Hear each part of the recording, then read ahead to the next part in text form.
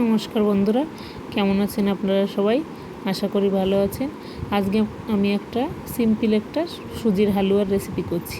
হালুয়াটা আমি করব কলা দিয়ে, সুজির হালুয়া, পাকা কলাটাকে ঘরে অনেক সময় পাকা কলা এনে মানে 2-3 দিন থাকার পরে হয়তো কলাটা অনেকটা বেশি পেকে গেছে, তখন হয়তো খেতে ইচ্ছা করছে না পাকা কলাটা, তখন আপনারা ফেলে না দিয়ে এইভাবে হালুয়ার মধ্যে দিয়ে কলাটা ইউজ করতে পারেন। সুজি দিয়ে কলা দিয়ে হালুয়া, দেখুন আমি কেমন করে করি সুজি দিয়ে কলার হালুয়া। প্রথমে আমি সুজিটাকে ভালো করে নেড়ে চেড়ে নিয়েছি কড়াইতে, তারপরে আমি পাকা কলাটা দিয়ে চিনিটা দিয়ে একটু পেস্ট মাখিয়ে নিলাম। কলাটাকে ভালো করে মাখিয়ে তারপরে আমি সুজিটা ভাজা হয়ে গেলে আমি কড়াইয়ের মধ্যে এই কলার পেস্টটা দিয়ে দেবো। আপনারা অন্যভাবেও করতে পারেন। সুজিটাকে ভাজা করে নিয়ে নাড়িয়ে চাড়িয়ে নিয়ে তারপরে কড়াইতে একটু ঘি দিয়ে তার মধ্যে কাজু কিশমিশ সব দিয়ে তারপরে এই কলার চিনির পেস্টটা দিয়ে দিতে পারেন। আমার সকালবেলা খুব তাড়াহুড়ো ছিল, তো তার জন্য আমি এইভাবেই একবারে দিয়ে দিয়েছি। আপনারা চাইলে ওইভাবেও দিতে পারেন, এভাবেও দিতে পারেন, খুব ভালো লাগে খেতে। এবার আমি ভালো করে নাড়াচাড়া করে নিচ্ছি। আমি এর মধ্যে একটু ঘি ইউজ করেছি, কিন্তু আপনাদের দেখানো হয়নি।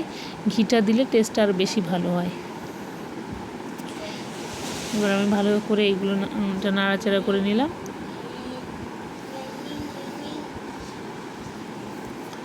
যতক্ষণ না মিশ্রণটা ভালো করে মিশে যাচ্ছে সুজির সঙ্গে, ততক্ষণ আমি নাড়াচাড়া করব, যাতে কলার যে একটা পাকা কলার হলেও একটা আলাদা একটা থাকে, তো কলার গন্ধ থাকে, সেটা যাতে উঠে যায়। একটু নাড়াচাড়া করে নিলাম এর জন্য ভালো করে।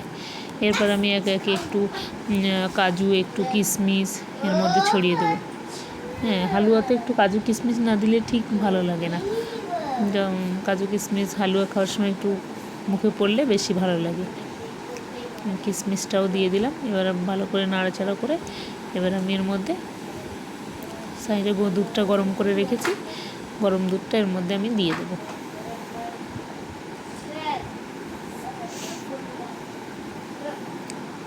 এবার আমি দুধটা ঢেলে দিলাম।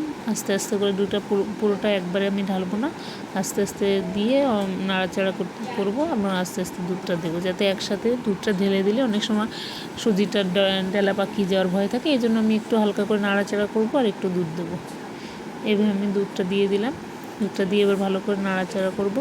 যেহেতু এটা হালুয়াতে বেশি হালকা হবে না, টিফিনে পাঠাবো বাচ্চাদের, বেশি পাতলা হলে টিফিনে দেওয়া যাবে না, এই জন্য আমি একটু গাঢ়ই করবো এটা।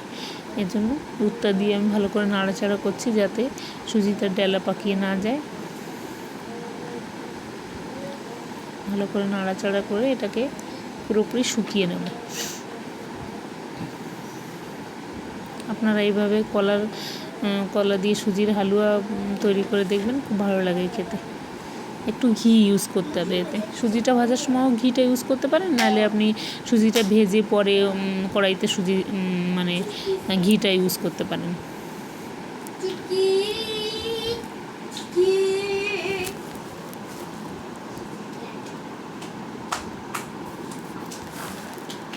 এইভাবে আমার কলা দিয়ে সুজির হালুয়াটা রেডি হয়ে গেছে। দেখুন বন্ধুরা, অনেকটাই শুকিয়ে এসেছে। তবে আমি আর একটু ফোটাবো, এটাকে পুরোপুরি গাঢ় করে নেব। একদম ভালো করে নাড়িয়ে নিয়ে এটাকে নামিয়ে দেবো। আমি চিনিটা যেহেতু কলার সঙ্গে একবারে মিশিয়ে দিয়েছি, এই জন্য আলাদা করে আমি এর মধ্যে চিনি দিলাম না। আপনারা চালের মধ্যে একটু লবণও দিতে পারেন। মিষ্টি জিনিসটা হালকা একটু লবণ দিলে নাকি মিষ্টির ইয়েটা আরও ভালো লাগে, মিষ্টিটা।